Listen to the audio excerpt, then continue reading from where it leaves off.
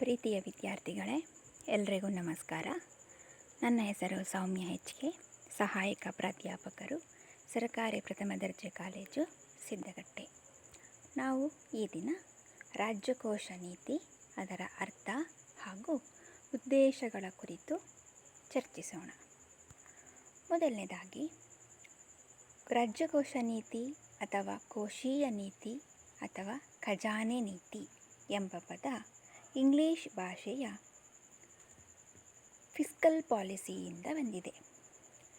ಇಂಗ್ಲಿಷ್ನ fiscal ಅನ್ನುವ ಪದ Latin ಭಾಷೆಯ ಫಿಸ್ಕ್ನಿಂದ ಬಂದಿದೆ. ಇದರ ಅರ್ಥ ಖಜಾನೆ ಎಂಬ ಪದವನ್ನು ಸೂಚಿಸುತ್ತೆ. ಸರ್ಕಾರ ಮತ್ತು ಇತರ ಚುನಾಯಿತ ಅಧಿಕಾರಿಗಳು ಸಾರ್ವಜನಿಕ ಆದಾಯ, ವೆಚ್ಚ ಮತ್ತು ಸಾಲವನ್ನು ಬಳಸಿಕೊಂಡು ಆರ್ಥಿಕತೆಯ ಮೇಲೆ ಹೇಗೆ ಪ್ರಭಾವ ಬೀರ್ತಾರೆ ಎಂಬುದು ಕೋಶೀಯ ನೀತಿಯಾಗಿರುತ್ತೆ. ಇದನ್ನು ಕೇಂದ್ರ ಬ್ಯಾಂಕ್ ಜಾರಿಗೆ ತರುವ ಹಣಕಾಸು ನೀತಿಯ ಸಹೋದರಿ ನೀತಿ ಅಂತಲೂ ಕರೀತೇವೆ. ಆರ್ಥಿಕತೆಯ ಆರೋಗ್ಯಕರ ಬೆಳವಣಿಗೆಗೆ ಕೋಶೀಯ ನೀತಿ ತನ್ನ ಕೊಡುಗೆಯನ್ನು ನೀಡುತ್ತೆ. ಒಟ್ಟಾರೆಯಾಗಿ ಹೇಳೋದಾದರೆ, ರಾಜ್ಯಕೋಶ ನೀತಿ ಅಂದರೆ ಸರ್ಕಾರ ಜಾರಿಗೆ ತರುವ ನೀತಿಯಾಗಿದ್ದು, ಸಾರ್ವಜನಿಕ ಆದಾಯ, ವೆಚ್ಚ ಹಾಗೂ ಸಾಲದ ಮೂಲಕ ಆರ್ಥಿಕತೆಯ ವಿವಿಧ ಕ್ಷೇತ್ರಗಳ ಮೇಲೆ ಪ್ರಭಾವ ಬೀರಲು ಪ್ರಯತ್ನಿಸೋದಾಗಿರುತ್ತೆ. ವ್ಯಾಖ್ಯಾನವನ್ನು ಗಮನಿಸೋದಾದರೆ, ಆರ್ಥರ್ ಸ್ಮಿತೀಸ್ ರವರು ಹೇಳ್ತಾರೆ, ಕೋಶೀಯ ನೀತಿಯು ಮುಖ್ಯವಾಗಿ ಒಟ್ಟು ಬೇಡಿಕೆಯನ್ನು ನಿಯಂತ್ರಿಸುವ ಗುರಿಯನ್ನು ಹೊಂದಿದೆ ಮತ್ತು ಖಾಸಗಿ ಉದ್ಯಮವು ತನ್ನ ಸಾಂಪ್ರದಾಯಿಕ ಕ್ಷೇತ್ರವಾಗಿ ಪರ್ಯಾಯ ಬಳಕೆಗಳಲ್ಲಿ ಸಂಪನ್ಮೂಲಗಳ ಹಂಚಿಕೆಗೆ ಅನುವು ಮಾಡಿಕೊಡುವುದಾಗಿದೆ. ಆರ್ಥರ್ ಸ್ಮಿತೀಸ್ ರವರ ಮಾತುಗಳಲ್ಲಿ ಹೇಳೋದಾದರೆ, ಕೋಶೀಯ ನೀತಿಯಲ್ಲಿ 2 ಉದ್ದೇಶಗಳಿದೆ. ಒಂದು, ಒಟ್ಟು ಬೇಡಿಕೆಯನ್ನು ನಿಯಂತ್ರಿಸೋದು. ಎರಡನೇದಾಗಿ, ಖಾಸಗಿ ಉದ್ಯಮಗಳ ಚಟುವಟಿಕೆಗಳಿಗೆ ಅನುವು ಮಾಡಿಕೊಡೋದು. ಒಟ್ಟು ಬೇಡಿಕೆಯನ್ನು ನಿಯಂತ್ರಿಸೋದು ಅಂದರೆ ಅರ್ಥ ಪರೋಕ್ಷವಾಗಿ ಹಣದುಬ್ಬರದ ಪರಿಸ್ಥಿತಿಯನ್ನು ನಿಯಂತ್ರಿಸಿ ಆರ್ಥಿಕ ಸ್ಥಿರತೆಯನ್ನು ಕಾಯ್ದುಕೊಳ್ಳಲು ಪ್ರಯತ್ನಿಸೋದಾಗಿದೆ. ಖಾಸಗಿ ಉದ್ಯಮಗಳಿಗೆ ಪ್ರಚೋದನೆ ಕೊಡೋದು ಅಂದರೆ ಅರ್ಥ ಸಾರ್ವಜನಿಕ ಉದ್ಯಮಕ್ಕೆ ಸಮಾನಾಂತರವಾಗಿ ಖಾಸಗಿ ಚಟುವಟಿಕೆಗಳು ನಡೀತಾವೆ. ಅವುಗಳು ಸೂಕ್ತ ರೀತಿಯಲ್ಲಿ ತಮ್ಮಲ್ಲಿರುವ ಸಂಪನ್ಮೂಲಗಳನ್ನು ಪರ್ಯಾಯ ಬಳಕೆಗಳಲ್ಲಿ ಅಂದರೆ ಒಂದಕ್ಕಿಂತ ಹೆಚ್ಚು ಬಳಕೆಗಳಲ್ಲಿ ಬಳಸಿಕೊಂಡು ಉತ್ಪಾದನೆಯನ್ನು ಮತ್ತು ಉತ್ಪಾದಕತೆಯನ್ನು ಹೆಚ್ಚು ಮಾಡಲಿಕ್ಕೆ ಅವಕಾಶ ಕೊಡುವುದು. ಇದು ಆರ್ಥರ್ ಸ್ಮಿತೀಸ್ ರವರ ಮಾತುಗಳಲ್ಲಿ ರಾಜ್ಯಕೋಶ ನೀತಿ ಆಗಿರುತ್ತೆ. ಕೋಶೀಯ ನೀತಿಯನ್ನು ನಾವು ಈ ರೀತಿ ಹೇಳ್ಬೋದು. ಸಾರ್ವಜನಿಕ ಮತ್ತು ಖಾಸಗಿ ಉದ್ಯಮಗಳಲ್ಲಿ ಹೂಡಿಕೆಯನ್ನು ವಿಸ್ತರಿಸುವ ಮೂಲಕ ಮತ್ತು ಸಂಪನ್ಮೂಲಗಳನ್ನು ಸಾಮಾಜಿಕವಾಗಿ ಕಡಿಮೆ ಅಪೇಕ್ಷಣೀಯ ಕ್ಷೇತ್ರದಿಂದ ಹೆಚ್ಚು ಅಪೇಕ್ಷಣೀಯ ಹೂಡಿಕೆ ಮಾರ್ಗಗಳಲ್ಲಿ ತಿರುಗಿಸುವ ಮೂಲಕ ಆರ್ಥಿಕ ಸ್ಥಿರತೆ ಮತ್ತು ಬೆಳವಣಿಗೆಯ ದರವನ್ನು ಸ್ಥಿರಗೊಳಿಸುವುದು ಕೋಶೀಯ ನೀತಿಯ ಉದ್ದೇಶ.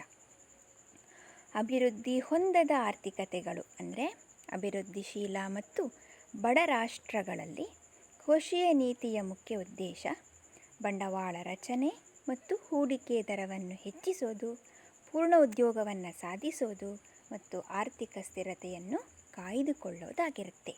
ಅಂದರೆ ಕೋಶೀಯ ನೀತಿ ಸಾರ್ವಜನಿಕ ಹಾಗೂ ಖಾಸಗಿ ಉದ್ಯಮಗಳೆರಡರಲ್ಲೂ ಹೂಡಿಕೆಯನ್ನು ವಿಸ್ತರಿಸುವ ಮತ್ತು ಸಂಪನ್ಮೂಲಗಳನ್ನು ಕಡಿಮೆ ಉತ್ಪಾದಕ ಕ್ಷೇತ್ರದಿಂದ ಹೆಚ್ಚು ಉತ್ಪಾದಕ ಕ್ಷೇತ್ರಗಳಿಗೆ ವರ್ಗಾಯಿಸಿ ಆರ್ಥಿಕತೆಯಲ್ಲಿ ಆರ್ಥಿಕ ಬೆಳವಣಿಗೆ ಜೊತೆಗೆ ಸ್ಥಿರತೆಯನ್ನು ಕಾಯ್ದುಕೊಳ್ಳುವ ಉದ್ದೇಶವನ್ನು ಹೊಂದಿದೆ.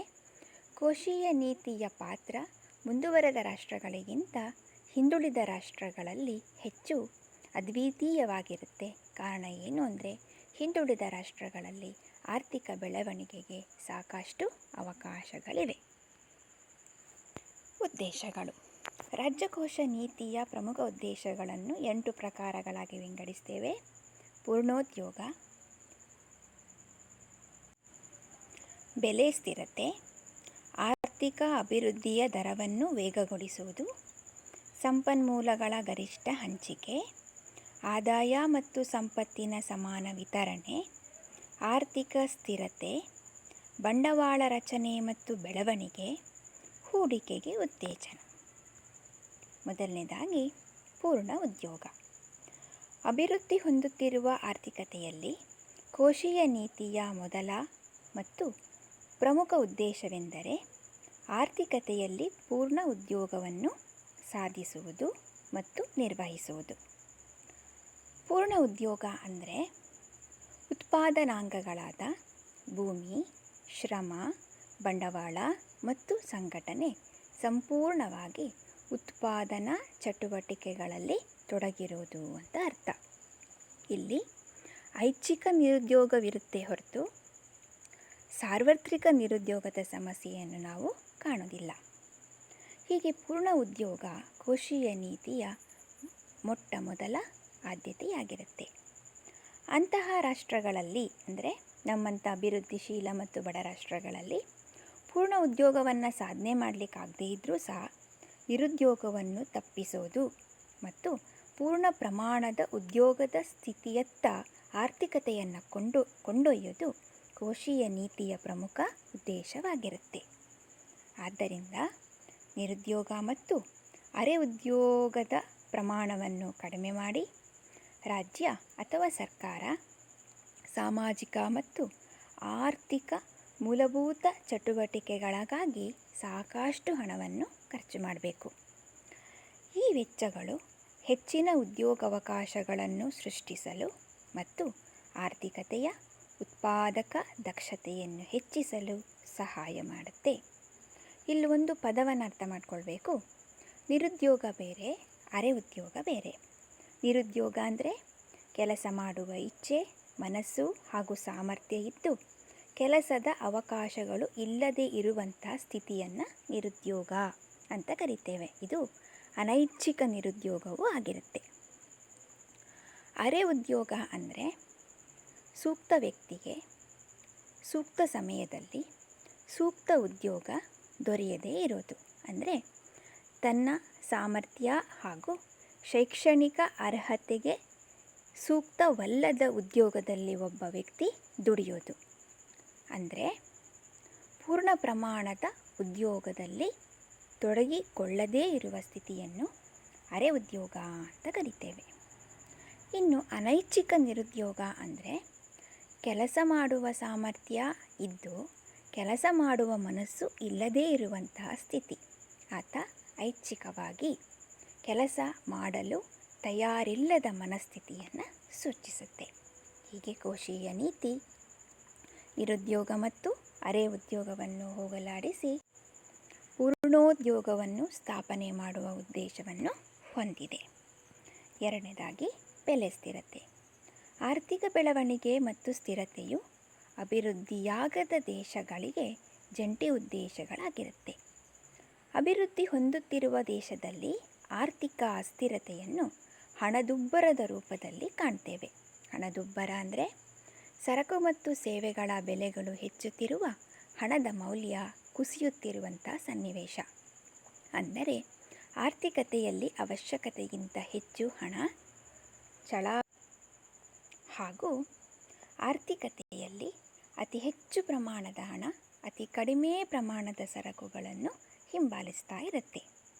ಸಂಕ್ಷಿಪ್ತವಾಗಿ ಹೇಳುವುದಾದರೆ ಆರ್ಥಿಕ ನೀತಿಯು ಅಥವಾ ಕೋಶೀಯ ನೀತಿಯು ಆರ್ಥಿಕತೆಯ ವಿವಿಧ ಕ್ಷೇತ್ರಗಳಲ್ಲಿ ಅಸಮತೋಲನವನ್ನು ಉಂಟುಮಾಡುವ ಅಡಚಣೆಗಳು ಮತ್ತು ರಚನಾತ್ಮಕ ಬಿಗಿತಗಳನ್ನು ತೆಗೆದುಹಾಕಲು ಪ್ರಯತ್ನಿಸಬೇಕು. ಅಲ್ಲದೆ ಇದು ಅಗತ್ಯ ವಸ್ತುಗಳ ಭೌತಿಕ ನಿಯಂತ್ರಣವನ್ನು ಬಲಪಡಿಸಬೇಕು. ರಿಯಾಯಿತಿಗಳು, ಸಬ್ಸಿಡಿಗಳು ಹಾಗೂ ಆರ್ಥಿಕತೆಯಲ್ಲಿ ರಕ್ಷಣೆಯನ್ನು ಘೋಷಿಸಬೇಕು. ಸಂಕ್ಷಿಪ್ತವಾಗಿ ಹೇಳುವುದಾದರೆ ಆರ್ಥಿಕ ಬೆಳವಣಿಗೆಗೆ ಮತ್ತು ಸ್ಥಿರತೆಯ ಉದ್ದೇಶವನ್ನು ಸಾಧಿಸಲು ಹಣಕಾಸಿನ ಕ್ರಮ ಅಥವಾ ಕೋಶೀಯ ಕ್ರಮಗಳು ಮತ್ತು ವಿತ್ತೀಯ ಕ್ರಮಗಳು ಜೊತೆಯಾಗಿ ಕಾರ್ಯನಿರ್ವಹಿಸುತ್ತೆ. ಬೆಲೆ ಸ್ಥಿರತೆ ಅಂದರೆ ಬೆಲೆಯ ಮಟ್ಟ ಅನವಶ್ಯಕವಾಗಿ ಆರ್ಥಿಕತೆಯಲ್ಲಿ ಏರಿಳಿತಕ್ಕೆ ಒಳಗಾಗದೇ ಇರುವ ಸನ್ನಿವೇಶ. ಆದರೆ ಅಭಿವೃದ್ಧಿಶೀಲ ಆರ್ಥಿಕತೆಗಳಲ್ಲಿ ನಾವು ಬೆಲೆಯನ್ನು ಸ್ಥಿರವಾಗಿಡಲಿಕ್ಕೆ ಸಾಧ್ಯ ಇಲ್ಲ. ಆರ್ಥಿಕ ಚಟುವಟಿಕೆಗಳೊಟ್ಟಿಗೆ ಬೆಲೆ ಮಟ್ಟ ಸಹ ಹೆಚ್ಚು ಕಡಿಮೆ ಆಗ್ತಿರುತ್ತೆ. ಆದರೆ ಬೆಲೆ ಅತಿ ಹೆಚ್ಚಾಗದ ಹಾಗೆ ಅತಿ ಕಡಿಮೆಯಾಗದ ಹಾಗೆ ಬೆಲೆಯನ್ನು ಒಂದು ಸಮತೋಲನ ಮಟ್ಟದಲ್ಲಿ ಕಾಯ್ದುಕೊಳ್ಳುವುದು ಕೋಶೀಯ ನೀತಿಯ ಉದ್ದೇಶವಾಗಿರುತ್ತೆ. ಇದನ್ನು ನಾವು ಆರ್ಥಿಕ ಸ್ಥಿರತೆ ಅಂತ ಕರಿತೇವೆ. ಸಾಧ್ಯವಾದರ ಮಟ್ಟಿಗೆ ಹಣದುಬ್ಬರ ಒಂದು ಆದರ್ಶ ಮಟ್ಟದಲ್ಲಿದ್ದರೆ ಆರ್ಥಿಕ ಚಟುವಟಿಕೆಗಳಿಗೆ ಅದು ಉತ್ತೇಜದಾಯಕವಾಗಿ ಕೆಲಸ ಮಾಡುತ್ತೆ. ಆದರೆ ಹಣದುಬ್ಬರ ಒಂದು ಮಟ್ಟವನ್ನು ಮೀರಿ ಬೆಳೆದರೆ ಆರ್ಥಿಕ ಚಟುವಟಿಕೆಗಳಿಗೆ ಅಡಚಣೆಯನ್ನು ಉಂಟು ಮಾಡುತ್ತೆ. ಹಾಗಾಗಿ ಕೋಶೀಯ ನೀತಿಯ ಉದ್ದೇಶ ಆರ್ಥಿಕ ಸ್ಥಿರತೆ ಹಾಗೂ ಬೆಲೆ ಸ್ಥಿರತೆಯಾಗಿರಬೇಕು. ಮೂರನೇದಾಗಿ ಆರ್ಥಿಕ ಅಭಿವೃದ್ಧಿ. ಅಭಿವೃದ್ಧಿ ಹೊಂದುತ್ತಿರುವ ಆರ್ಥಿಕತೆಯಲ್ಲಿ ಕೋಶೀಯ ನೀತಿಯು ಆರ್ಥಿಕ ಬೆಳವಣಿಗೆಯ ವೇಗವನ್ನು ಸಾಧಿಸುವ ಗುರಿಯನ್ನು ಹೊಂದಿದೆ. ಅಂದರೆ ಆರ್ಥಿಕತೆಯಲ್ಲಿ ಸ್ಥಿರತೆ ಇಲ್ಲದೆ ಹೆಚ್ಚಿನ ಆರ್ಥಿಕ ಬೆಳವಣಿಗೆಯನ್ನು ಸಾಧಿಸಲು ಮತ್ತು ನಿರ್ವಹಿಸಲು ಸಾಧ್ಯವಿಲ್ಲ. ಅಂದರೆ ಬೆಳವಣಿಗೆಯೊಟ್ಟಿಗೆ ಸ್ಥಿರತೆಯನ್ನು ಸಾಧಿಸುವುದು ಕೋಶೀಯ ನೀತಿಯ ಉದ್ದೇಶವಾಗಿರಬೇಕು. ಆದ್ದರಿಂದ ಉತ್ಪಾದನೆ, ಬಳಕೆ ಮತ್ತು ವಿತರಣೆಯು ಪ್ರತಿಕೂಲ ಪರಿಣಾಮ ಬೀರದ ಹಾಗೆ ತೆರಿಗೆ, ಸಾರ್ವಜನಿಕ ಸಾಲ ಮತ್ತು ಕೊರತೆ ಹಣಕಾಸು ಮುಂತಾದ ಹಣಕಾಸಿನ ಕ್ರಮಗಳನ್ನು ಸರಿಯಾಗಿ ಬಳಸಬೇಕು. ಇದು ಒಟ್ಟಾರೆ ಆರ್ಥಿಕತೆಯನ್ನು ಉತ್ತೇಜಿಸುವ ರೀತಿಯಲ್ಲಿ, ರಾಷ್ಟ್ರೀಯ ಆದಾಯ ಮತ್ತು ತಲಾದಾಯವನ್ನು ಹೆಚ್ಚಿಸುವ ರೀತಿಯಲ್ಲಿ ಕಾರ್ಯನಿರ್ವಹಿಸಬೇಕು. ಹೀಗೆ ಕೋಶೀಯ ನೀತಿ ಆರ್ಥಿಕತೆಯಲ್ಲಿ ಆರ್ಥಿಕ ಅಭಿವೃದ್ಧಿಯೊಂದಿಗೆ ಸ್ಥಿರತೆಯನ್ನು ಕಾಯ್ದುಕೊಳ್ಳುವ ಜವಾಬ್ದಾರಿಯನ್ನು ಹೊಂದಿದೆ. ಅದಕ್ಕಾಗಿ ಸಾರ್ವಜನಿಕ ಆದಾಯ, ಸಾರ್ವಜನಿಕ ವೆಚ್ಚ, ಸಾರ್ವಜನಿಕ ಸಾಲ, ಕೊರತೆ ಹಣಕಾಸು ಮುಂತಾದ ಪರಿಕರಗಳನ್ನು ಬಳಸಿಕೊಳ್ಳೋದಾಗಿರುತ್ತೆ. ನಾಲ್ಕನೇದಾಗಿ ಸಂಪನ್ಮೂಲಗಳ ಗರಿಷ್ಠ ಹಂಚಿಕೆ. ತೆರಿಗೆ ಮತ್ತು ಸಾರ್ವಜನಿಕ ಖರ್ಚು ಕಾರ್ಯಕ್ರಮಗಳಂತಹ ಖಜಾನೆ ಕ್ರಮಗಳು ವಿವಿಧ ಉದ್ಯೋಗ ಕ್ಷೇತ್ರಗಳಲ್ಲಿ ಹಾಗೂ ಸಂಪನ್ಮೂಲಗಳ ಹಂಚಿಕೆಯ ಮೇಲೆ ಹೆಚ್ಚು ಪರಿಣಾಮ ಬೀರುತ್ತೆ. ಅಭಿವೃದ್ಧಿಯಾಗದ ದೇಶಗಳ ರಾಷ್ಟ್ರೀಯ ಆದಾಯ ಮತ್ತು ತಲಾದಾಯ ಬಹಳ ಕಡಿಮೆ ಇರೋದರಿಂದ ಆರ್ಥಿಕತೆಯಲ್ಲಿ ಈ ಸಮಸ್ಯೆಯನ್ನು ಸರಿಪಡಿಸಲು ಸರ್ಕಾರ ವಿವಿಧ ಕ್ರಮಗಳ ಮೂಲಕ ಸಾಮಾಜಿಕ ಮೂಲಭೂತ ಸೌಕರ್ಯಗಳ ಬೆಳವಣಿಗೆಯನ್ನು ಹೆಚ್ಚಿಸಬೇಕಾಗತ್ತೆ. ಸಾರ್ವಜನಿಕ ಖರ್ಚು, ಸಹಾಯಧನ ಮತ್ತು ಪ್ರೋತ್ಸಾಹಕಗಳು ಸಂಪನ್ಮೂಲಗಳ ಹಂಚಿಕೆಗೆ ಅನುಕೂಲಕರವಾಗಿ ಪ್ರಭಾವ ಬೀರುತ್ತೆ. ಅಂದರೆ ಸಂಪನ್ಮೂಲಗಳನ್ನು ಗರಿಷ್ಠವಾಗಿ, ದಕ್ಷವಾಗಿ ಹಂಚಿಕೆ ಮಾಡೋದು ಕೋಶೀಯ ನೀತಿಯ ಉದ್ದೇಶ. ಅದಕ್ಕಾಗಿ ಸರ್ಕಾರ ನಮ್ಮಂತಹ ರಾಷ್ಟ್ರಗಳಲ್ಲಿ ಏನು ಮಾಡಬೇಕು ಅಂದರೆ ಸಾಮಾಜಿಕ ಮೂಲಭೂತ ಸೌಕರ್ಯಗಳನ್ನು ನಿರ್ಮಾಣ ಮಾಡಬೇಕು. ಹಾಗಂದರೆ ಮೂಲಭೂತ ಸೌಕರ್ಯಗಳು. ಈ ಮೂಲಭೂತ ಸೌಕರ್ಯಗಳನ್ನು ನಿರ್ಮಾಣ ಮಾಡಿದಾಗ ಸಾರ್ವಜನಿಕ ವೆಚ್ಚ ಒಂದು ಕಡೆ ಹೆಚ್ಚಾದರೆ ಮತ್ತೊಂದು ಕಡೆ ಉದ್ಯೋಗಾವಕಾಶಗಳ ಮಟ್ಟ ಜಾಸ್ತಿ ಆಗುತ್ತೆ. ಇದರಿಂದ ಉಳ್ಳವರು ಮತ್ತು ಇಲ್ಲದವರ ನಡುವೆ ಅಂತರ ಕಡಿಮೆಯಾಗತ್ತೆ. ಸಂಪನ್ಮೂಲ ಇಲ್ಲದವರ ಕಡೆಗೆ ಹೆಚ್ಚು ಚಲಾವಣೆಗೊಳ್ಳುತ್ತೆ. ಇದರಿಂದ ಸಮಾಜದಲ್ಲಿ ಸಂಪನ್ಮೂಲ ಸಮಾನವಾಗಿ ಹಂಚಿಕೆಯಾಗಲಿಕ್ಕೆ ಸಾಧ್ಯ ಆಗುತ್ತೆ. ಅದಕ್ಕಾಗಿ ಸರ್ಕಾರ ಬಳಸಿಕೊಳ್ಳುವ ಪರಿಕರಗಳು ಸಾರ್ವಜನಿಕ ವೆಚ್ಚ, ಸಹಾಯಧನ ಮತ್ತು ಪ್ರೋತ್ಸಾಹಕಗಳು. ಇದರೊಂದಿಗೆ ಪ್ರಗತಿಪರ ತೆರಿಗೆಯೂ ಸಹ ಸಂಪನ್ಮೂಲಗಳ ಗರಿಷ್ಠ ಹಂಚಿಕೆಗೆ ಸಹಕಾರಿಯಾಗಿದೆ. ಐದನೇದಾಗಿ ಆದಾಯ ಮತ್ತು ಸಂಪತ್ತಿನ ಸಮಾನ ವಿತರಣೆ. ಬೆಳೆಯುತ್ತಿರುವ ಆರ್ಥಿಕತೆಯಲ್ಲಿ ಆದಾಯ ಮತ್ತು ಸಂಪತ್ತಿನ ಸಮಾನ ವಿತರಣೆಯ ಮಹತ್ವವನ್ನು ಒತ್ತಿ ಹೇಳುವ ಅಗತ್ಯ ಇಲ್ಲ. ಸಾಮಾನ್ಯವಾಗಿ ಬೆಳವಣಿಗೆಯ ಆರಂಭಿಕ ಹಂತದಲ್ಲಿರುವ ರಾಷ್ಟ್ರಗಳಲ್ಲಿ ಸಂಪತ್ತಿನ ಅಸಮಾನತೆ ಒಂದು ಸಾಮಾನ್ಯ ಲಕ್ಷಣ. ಸಂಪತ್ತಿನ ಅಸಮಾನತೆ ಅಂದರೆ ಸಂಪತ್ತು ಕೆಲವೇ ಕೈಗಳಲ್ಲಿ ಕೇಂದ್ರೀಕೃತವಾಗಿರುತ್ತೆ. ಖಾಸಗಿ ಮಾಲೀಕತ್ವ ಆರ್ಥಿಕತೆಯ ಪೂರ್ಣ ರಚನೆಯಲ್ಲಿ ಪ್ರಾಬಲ್ಯವನ್ನು ಸಾಧಿಸಿರುತ್ತೆ. ಅಲ್ಲದೆ ತೀವ್ರ ಅಸಮಾನತೆಗಳು ರಾಜಕೀಯ ಮತ್ತು ಸಾಮಾಜಿಕ ಅಸಮಾಧಾನಗಳನ್ನು ಸೃಷ್ಟಿ ಮಾಡುತ್ತೆ. ಇದು ಆರ್ಥಿಕ ಅಸ್ಥಿರತೆಯನ್ನು ಮತ್ತಷ್ಟು ಬಲಪಡಿಸುತ್ತೆ. ಇದಕ್ಕಾಗಿ ಸಮಾಜದ ವಿವಿಧ ವರ್ಗಗಳ ಆದಾಯದ ನಡುವಿನ ಅಂತರವನ್ನು ಕಡಿಮೆ ಮಾಡಲು ಸರ್ಕಾರ ಸೂಕ್ತ ನೀತಿಯನ್ನು ಅನುಸರಿಸಬೇಕಾಗತ್ತೆ. ಉಳ್ಳವರು ಮತ್ತು ಇಲ್ಲದವರು, ಶ್ರೀಮಂತರು ಮತ್ತು ಬಡವರ ನಡುವಿನ ಆದಾಯ ಮತ್ತು ಸಂಪತ್ತಿನ ಹಂಚಿಕೆಯಲ್ಲಿ ಇರುವ ವ್ಯತ್ಯಾಸಗಳನ್ನು ನಾವು ಅಸಮಾನತೆ ಅಂತ ಕರಿತೇವೆ. ಇದನ್ನು ಕಡಿಮೆ ಮಾಡಬೇಕಾದರೆ ಸರ್ಕಾರ ಶ್ರೀಮಂತರಿಂದ ಹೆಚ್ಚು ಆದಾಯವನ್ನು ತೆರಿಗೆ ರೂಪದಲ್ಲಿ ಸಂಗ್ರಹಿಸಬೇಕು ಹಾಗೂ ಸಂಗ್ರಹಿಸಿದ ಮೊತ್ತವನ್ನು ಬಡವರ ಪರವಾಗಿ ಯೋಜನೆಗಳನ್ನು ಕಾರ್ಯಗತಗೊಳಿಸಲಿಕ್ಕೆ ಬಳಸಿಕೊಳ್ಬೇಕು. ಆಗ ಶ್ರೀಮಂತರು ಮತ್ತು ಬಡವರ ನಡುವಿನ ಅಂತರವನ್ನು ಸ್ವಲ್ಪ ಮಟ್ಟಿಗೆ ಕಡಿಮೆ ಮಾಡಬಹುದು. ಎರಡನೇದಾಗಿ ಸರ್ಕಾರ ಏನು ಮಾಡಬೇಕು ಅಂದರೆ ಬಡವರ ಆದಾಯ ಮತ್ತು ಉದ್ಯೋಗಾವಕಾಶಗಳನ್ನು ಹೆಚ್ಚಿಸುವ ಉದ್ದೇಶದಿಂದ ಸಾರ್ವಜನಿಕ ಕಾಮಗಾರಿಗಳನ್ನು ಕೈಗೊಳ್ಳಬೇಕು. ಇದರಿಂದ ಬಡವರ ಮತ್ತು ನಿರುದ್ಯೋಗಿಗಳ ಆದಾಯದ ಮಟ್ಟ ಹೆಚ್ಚಾಗೋದಲ್ಲದೆ ಅವರ ಉದ್ಯೋಗಾವಕಾಶಗಳು ಮತ್ತು ಜೀವನ ಮಟ್ಟವೂ ಸಹ ಹೆಚ್ಚಾಗುತ್ತೆ. ಇದರಿಂದ ಆದಾಯ ಮತ್ತು ಸಂಪತ್ತಿನ ಅಸಮಾನ ವಿತರಣೆಯನ್ನು ಕಡಿಮೆ ಮಾಡಬಹುದು. ಆರನೇದಾಗಿ ಆರ್ಥಿಕ ಸ್ಥಿರತೆ. ಹಣಕಾಸಿನ ಕ್ರಮಗಳು ಅಲ್ಪಾವಧಿಯ ಅಂತಾರಾಷ್ಟ್ರೀಯ ಚಕ್ರದ ಏರಿಳಿತಗಳ ಹಿನ್ನೆಲೆಯಲ್ಲಿ ಆರ್ಥಿಕ ಅಸ್ಥಿರತೆಯನ್ನು ಉತ್ತೇಜಿಸುತ್ತೆ. ಈ ಏರಿಳಿತಗಳು ವ್ಯಾಪಾರದ ವಿಷಯದಲ್ಲಿ ವ್ಯತ್ಯಾಸಗಳನ್ನು ಉಂಟುಮಾಡುತ್ತೆ. ಇದು ಅಭಿವೃದ್ಧಿ ಹೊಂದಿದ ಆರ್ಥಿಕತೆಗಳಿಗೆ ಹೆಚ್ಚು ಅನುಕೂಲಕರ ಆಗಿದೆ. ಆದರೆ ಅಭಿವೃದ್ಧಿಶೀಲ ರಾಷ್ಟ್ರಗಳಿಗೆ ಇದು ಪ್ರತಿಕೂಲ ಆಗಿದೆ. ಅಂದರೆ ಹಣಕಾಸಿನ ಕ್ರಮಗಳೇನಿದೆ ಅದು ಅಂತಾರಾಷ್ಟ್ರೀಯ ಮಟ್ಟದಲ್ಲಿ ಜರುಗುವಂತಹ ವ್ಯಾಪಾರಿ ಕ್ರಮಗಳು ದೇಶೀಯ ಆರ್ಥಿಕತೆಯ ಮೇಲೆ ಪ್ರತಿಕೂಲ ಪರಿಣಾಮ ಬೀರುವ ಹಾಗೆ ಮಾಡುತ್ತೆ. ಇದರಿಂದ ಹೆಚ್ಚು ಲಾಭ ಪಡೆದುಕೊಳ್ಳುವ ಶ್ರೀಮಂತ ರಾಷ್ಟ್ರಗಳು ಬಡ ರಾಷ್ಟ್ರಗಳಿಗೆ ಹೆಚ್ಚು ಅನಾನುಕೂಲ ಆಗ್ತಿದೆ.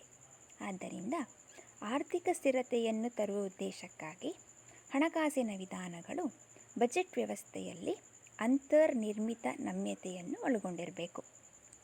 ಇದರಿಂದಾಗಿ ಸರ್ಕಾರದ ಆದಾಯ ಮತ್ತು ವೆಚ್ಚ ರಾಷ್ಟ್ರದ ಆದಾಯದ ಏರಿಕೆ ಅಥವಾ ಕುಸಿತದ ಮೇಲೆ ಸರಿದೂಗಿಸುವ ಪರಿಣಾಮವನ್ನು ಸ್ವಯಂಚಾಲಿತವಾಗಿ ಒದಗಿಸುತ್ತೆ. ಇದರರ್ಥ ಆರ್ಥಿಕ ಸ್ಥಿರತೆಯನ್ನು ಕಾಪಾಡಬೇಕು ಅಂದರೆ ಆರ್ಥಿಕತೆಯಲ್ಲಿ ಅಂತರ್ನಿರ್ಮಿತ ನಮ್ಯತೆ ಇರಬೇಕು. ಆರ್ಥಿಕ ಚಟುವಟಿಕೆಗಳಲ್ಲಿ ನಮ್ಯತೆ ಇದ್ದಾಗ ಅವುಗಳಿಗೆ ಸ್ವತಂತ್ರವಾಗಿ ಕಾರ್ಯನಿರ್ವಹಿಸುವಂತಹ ಅವಕಾಶಗಳು ಇದ್ದಾಗ ಸ್ವಯಂ ಹೊಂದಾಣಿಕೆ ಕಾರ್ಯತಂತ್ರ ಕಾರ್ಯನಿರ್ವಹಿಸುವ ಅವಕಾಶ ಇದ್ದಾಗ ತನ್ನಿಂದ ತಾನೇ ಆರ್ಥಿಕತೆಯಲ್ಲಿ ಆರ್ಥಿಕ ಸ್ಥಿರತೆ ಸರಿದೂಗುತ್ತೆ. ಜೊತೆಗೆ ಅಂತಾರಾಷ್ಟ್ರೀಯ ಮಟ್ಟದಲ್ಲಿ ಒಂದು ರಾಷ್ಟ್ರ ತನ್ನ ಘನತೆ ಹಾಗೂ ಗೌರವಗಳನ್ನು ಹೆಚ್ಚಿಸಿಕೊಳ್ಳಿಕ್ಕೂ ಸಾಧ್ಯ ಆಗುತ್ತೆ ಮತ್ತು ರಾಷ್ಟ್ರದ ಆದಾಯ ಸ್ಥಿರ ಪ್ರಮಾಣದಲ್ಲಿ ಹೆಚ್ಚಾಗಲಿಕ್ಕೂ ಸಾಧ್ಯವಾಗುತ್ತೆ. ಬಂಡವಾಳದ ರಚನೆ ಮತ್ತು ಬೆಳವಣಿಗೆ. ಒಂದು ದೇಶದಲ್ಲಿನ ಯಾವುದೇ ಅಭಿವೃದ್ಧಿ ಚಟುವಟಿಕೆಗಳಲ್ಲಿ ಬಂಡವಾಳ ಕೇಂದ್ರ ಸ್ಥಾನವನ್ನು ಪಡೆದುಕೊಳ್ಳುತ್ತೆ. ಕೋಶೀಯ ನೀತಿಯನ್ನು ಬಂಡವಾಳ ರಚನೆಯ ಅತ್ಯಧಿಕ ದರವನ್ನು ಉತ್ತೇಜಿಸುವ ನಿರ್ಣಾಯಕ ಸಾಧನ ಅಂತ ಬಳಸ್ಕೊಳ್ತೇವೆ. ಹೊಸದಾಗಿ ಅಭಿವೃದ್ಧಿ ಹೊಂದುತ್ತಿರುವ ಆರ್ಥಿಕತೆ ಬಡತನದ ಕೆಟ್ಟ ವಲಯದಿಂದ ಆವೃತವಾಗಿರುತ್ತೆ. ಇದನ್ನು ನಾವು ಬಡತನದ ವಿಷವೃತ್ತ ಅಂತ ಕರಿತೇವೆ. ಒಂದು ದೇಶ ಬಡವಾಗಿದೆ ಕಾರಣ ಅದರ ಬಡತನ. ಬಡತನಕ್ಕೆ ಬಡತನವೇ ಕಾರಣ ಮತ್ತು ಬಡತನವೇ ಪರಿಣಾಮ ಆಗಿರುವಂತಹ ಒಂದು ವೃತ್ತಾಕಾರದ ಸಮಸ್ಯೆಯನ್ನು ನಾವು ಬಡತನದ ವಿಷವೃತ್ತ ಅಂತೇವೆ. ಇದು ಸಾಮಾನ್ಯವಾಗಿ ಅಭಿವೃದ್ಧಿಶೀಲ ಮತ್ತು ಬಡ ರಾಷ್ಟ್ರಗಳ ಸಮಸ್ಯೆ ಆಗಿರುತ್ತೆ. ಆದ್ದರಿಂದ ಅಂತಹ ರಾಷ್ಟ್ರಗಳಲ್ಲಿ ಹೆಚ್ಚಿನ ಪ್ರಮಾಣದ ಬಂಡವಾಳ ರಚನೆಯೊಂದಿಗೆ ಮಾತ್ರ ಈ ಕೆಟ್ಟ ವೃತ್ತವನ್ನು ಒಡೆದು ಸಮತೋಲಿತ ಬೆಳವಣಿಗೆಯನ್ನು ಸಾಧಿಸಲು ಸಾಧ್ಯವಾಗುತ್ತೆ. ಸಮತೋಲಿತ ಅಭಿವೃದ್ಧಿ ಅಂದರೆ ಏಕಕಾಲದಲ್ಲಿ ಆರ್ಥಿಕತೆಯ ಎಲ್ಲ ವಲಯಗಳು ಅಭಿವೃದ್ಧಿ ಹೊಂದುವುದು ಅಂತ ಅರ್ಥ. ಒಂದು ದೇಶ ಹಿಂದುಳಿದ ಹಿಡಿತದಿಂದ ಹೊರಬಂದ ನಂತರ ಅದು ಹೂಡಿಕೆಯನ್ನು ಉತ್ತೇಜಿಸುವ ಬಂಡವಾಳ ರಚನೆಯನ್ನು ಉತ್ತೇಜಿಸುವ ಕೆಲಸವನ್ನು ಕೋಶೀಯ ರೀತಿ ನಿರ್ವಹಿಸುತ್ತೆ.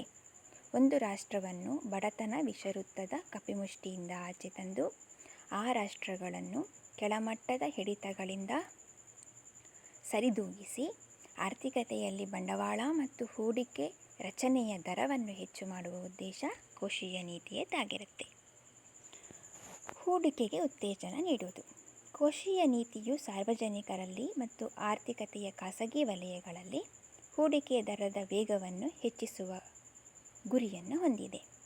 ಹಣಕಾಸು ನೀತಿ ಮೊದಲ ಬಾರಿಗೆ ಸಾರ್ವಜನಿಕ ವಲಯದಲ್ಲಿ ಹೂಡಿಕೆಗೆ ಉತ್ತೇಜನ ನೀಡುತ್ತೆ. ಅದು ಖಾಸಗಿ ವಲಯದ ಹೂಡಿಕೆಯ ಪ್ರಮಾಣವನ್ನು ಹೆಚ್ಚಿಸುತ್ತೆ. ಅಂದರೆ ಕೋಶೀಯ ನೀತಿ ತ್ವರಿತ ಆರ್ಥಿಕ ಅಭಿವೃದ್ಧಿಯ ಗುರಿಯನ್ನು ಹೊಂದಿರುತ್ತೆ ಹಾಗೂ ಸಮಾಜದ ದೃಷ್ಟಿಕೋನದಿಂದ ಹೆಚ್ಚು ಅಪೇಕ್ಷಣೀಯ ಅಂತ ಕರೆಸಿಕೊಳ್ಳುವ ಕ್ಷೇತ್ರಗಳಲ್ಲಿ ಹೆಚ್ಚು ಹೂಡಿಕೆ ಮಾಡಲಿಕ್ಕೆ ಅವಕಾಶ ಕೊಡುತ್ತೆ. ಅಂದರೆ ಸಾರ್ವಜನಿಕ ಕ್ಷೇತ್ರ ಮತ್ತು ಹೂಡಿಕೆ ಖಾಸಗಿ ಕ್ಷೇತ್ರಗಳು ಒಟ್ಟಾರೆ ಕೆಲಸ ನಿರ್ವಹಿಸುತ್ತೆ. ಸಾರ್ವಜನಿಕ ಕ್ಷೇತ್ರಗಳು ಸಾಮಾಜಿಕವಾಗಿ ಅಪೇಕ್ಷಣೀಯ ಕ್ಷೇತ್ರಗಳಲ್ಲಿ ಹೆಚ್ಚು ಹೂಡಿಕೆಯನ್ನು ನಿರ್ವಹಿಸಿದೆ. ಖಾಸಗಿ ಕ್ಷೇತ್ರ ಲಾಭ ಸೃಜಿಸುವ ಚಟುವಟಿಕೆಗಳಲ್ಲಿ ತೊಡಗಿಕೊಳ್ಳುತ್ತೆ. ಇದರ ಪೂರ್ಣ ಫಲವನ್ನು ಅನುಭೋಗಿಗಳು ಪಡೆದುಕೊಳ್ತಾರೆ. ಇದು ಕೋಶೀಯ ನೀತಿಯ ಪ್ರಮುಖ ಉದ್ದೇಶವಾಗಿರುತ್ತೆ. ಕೋಶೀಯ ನೀತಿಯ ಸಾಧನಗಳು. ಕೋಶೀಯ ನೀತಿಯಲ್ಲಿ ಪ್ರಮುಖವಾಗಿ 3 ಸಾಧನಗಳು ಅಥವಾ ಪರಿಕರಗಳಿವೆ. ಒಂದು ತೆರಿಗೆ, ಸಾರ್ವಜನಿಕ ಆದಾಯ, ಸಾರ್ವಜನಿಕ ವೆಚ್ಚ, ಸಾರ್ವಜನಿಕ ಸಾಲ. ಮೊದಲನೇದಾಗಿ ತೆರಿಗೆ. ಇದನ್ನು ಸಾರ್ವಜನಿಕ ಆದಾಯ ಅಂತಲೂ ಕರಿತೇವೆ. ಇದು ಸರ್ಕಾರದ ಆದಾಯದ ಮೂಲವಾಗಿದೆ. ತೆರಿಗೆ ಅಂದರೆ ಸಾರ್ವಜನಿಕರು ಸರ್ಕಾರಕ್ಕೆ ಕಟ್ಟಲೇಬೇಕಾದ ವಂತಿಗೆಯಾಗಿರುತ್ತೆ. ಇದು ಆರ್ಥಿಕತೆಯಲ್ಲಿ ಆದಾಯ ಮತ್ತು ಸಂಪತ್ತಿನ ಹಂಚಿಕೆಯಲ್ಲಿ ಇರುವ ಅಸಮಾನತೆಯನ್ನು ಕಡಿಮೆ ಮಾಡುವ ಒಂದು ಪರಿಕರವೂ ಆಗಿರುತ್ತೆ. ತೆರಿಗೆಯಲ್ಲಿ ಪ್ರಮುಖವಾಗಿ 2 ಪ್ರಕಾರ: ನೇರ ತೆರಿಗೆ ಮತ್ತು ಪರೋಕ್ಷ ತೆರಿಗೆ. ನೇರ ತೆರಿಗೆ ಅಂದರೆ ಜನರ ಮತ್ತು ಉದ್ಯಮಗಳ ಆದಾಯ, ಸಂಪತ್ತು ಮತ್ತು ವೆಚ್ಚದ ಮೇಲೆ ಹಾಕುವಂಥ ತೆರಿಗೆ. ಉದಾಹರಣೆಗೆ ಆದಾಯ ತೆರಿಗೆ, ಸಂಪತ್ತು ತೆರಿಗೆ, ಕಂಪನಿ ತೆರಿಗೆ. ಪರೋಕ್ಷ ತೆರಿಗೆಗಳು ಅಂದರೆ ಸರಕು ಮತ್ತು ಸೇವೆಗಳ ಮೇಲೆ ವಿಧಿಸುವಂತಹ ತೆರಿಗೆಯಾಗಿರುತ್ತೆ. ಉದಾಹರಣೆಗೆ ಸೇವಾ ತೆರಿಗೆ, ಕಸ್ಟಮ್ಸ್ ಸುಂಕ ಮತ್ತು GST. ತೆರಿಗೆಯನ್ನು ವಿಧಿಸುವಾಗ ಸರ್ಕಾರ ಬಡ ಜನರಿಗೆ ಹೊರೆಯಾಗದಂತೆ ಕ್ರಮ ವಹಿಸಬೇಕಾಗತ್ತೆ. ಎರಡನೇದಾಗಿ ಸಾರ್ವಜನಿಕ ವೆಚ್ಚ. ಸಾರ್ವಜನಿಕ ವೆಚ್ಚ ಕೋಶೀಯ ನೀತಿಯ ಮತ್ತೊಂದು ಸಾಧನ. ಆರ್ಥಿಕತೆಯಲ್ಲಿ ಮೂಲಸೌಕರ್ಯಗಳ ಸೃಷ್ಟಿಗಾಗಿ ಹಾಗೂ ಬಡ ಜನತೆಯ ಕ್ಷೇಮಾಭ್ಯುದಯಕ್ಕಾಗಿ ಸರ್ಕಾರ ವೆಚ್ಚ ಮಾಡುತ್ತೆ. ಇದು ತೆರಿಗೆಯ ಹಾಗೆ ಆರ್ಥಿಕತೆಯಲ್ಲಿ ಆದಾಯ ಮತ್ತು ಸಂಪತ್ತಿನ ಸಮಾನತೆಯನ್ನು ಸಾಧಿಸುವ ಪರಿಕರವೂ ಆಗಿದೆ. ಇದು ಆರ್ಥಿಕತೆಯಲ್ಲಿ ಇರುವ ಪ್ರಾದೇಶಿಕ ಅಸಮತೋಲನವನ್ನು ಕಡಿಮೆ ಮಾಡುವ ಉದ್ದೇಶವನ್ನು ಹೊಂದಿರುತ್ತೆ. ವೆಚ್ಚಗಳನ್ನು ಅಭಿವೃದ್ಧಿ ವೆಚ್ಚ, ಅಭಿವೃದ್ಧಿಯೇತರ ವೆಚ್ಚ, ಯೋಜನಾ ವೆಚ್ಚ, ಯೋಜನೇತರ ವೆಚ್ಚ, ಕಂದಾಯ ವೆಚ್ಚ ಹಾಗೂ ಬಂಡವಾಳ ವೆಚ್ಚಗಳಾಗಿ ವಿಂಗಡಿಸ್ತೇವೆ. ಮೂರನೇದಾಗಿ ಸಾರ್ವಜನಿಕ ಸಾಲ. ಸಾರ್ವಜನಿಕ ಸಾಲವು ಸಾರ್ವಜನಿಕ ಆದಾಯ ಮತ್ತು ಸಾರ್ವಜನಿಕ ವೆಚ್ಚದ ನಡುವೆ ಉಂಟಾಗುವ ಅಂತರವನ್ನು ತುಂಬಲು ಬಳಸುವ ಒಂದು ಸಾಧನವಾಗಿದೆ. ಸರ್ಕಾರದ ವರಮಾನಗಳು ಕಡಿಮೆ ಇರುವಾಗ ಹಾಗೂ ಸಾರ್ವಜನಿಕ ವೆಚ್ಚಕ್ಕಾಗಿ ಅಧಿಕ ಪ್ರಮಾಣದ ಹಣ ಅವಶ್ಯಕತೆ ಇರುವಾಗ ಸಾರ್ವಜನಿಕ ಸಾಲವನ್ನು ಅವಲಂಬಿಸಬೇಕಾಗುತ್ತೆ. ಕಲ್ಯಾಣ ರಾಜ್ಯದ ಉದಯದೊಂದಿಗೆ ಸಾರ್ವಜನಿಕ ಸಾಲ ಎತ್ತುವಳಿಯು ಸಾಮಾನ್ಯ ವಿದ್ಯಮಾನವಾಗಿರುತ್ತೆ. ಸಾರ್ವಜನಿಕ ಸಾಲಗಳಲ್ಲಿ ಆಂತರಿಕ ಹಾಗೂ ಬಾಹ್ಯ ಸಾಲಗಳು, ಒಟ್ಟು ಮತ್ತು ನಿವ್ವಳ ಸಾಲಗಳು ಹಾಗೂ ಮರುಪಾವತಿಸಲಾಗುವ ಮತ್ತು ಮರುಪಾವತಿಸಲಾಗದ ಸಾಲಗಳೆಂಬ ಪ್ರಮುಖ ಪ್ರಕಾರಗಳಿವೆ. ಇಷ್ಟು ಕೋಶೀಯ ಕೊರತೆಯ ಕುರಿತು ಮಾಹಿತಿ. ಧನ್ಯವಾದಗಳು.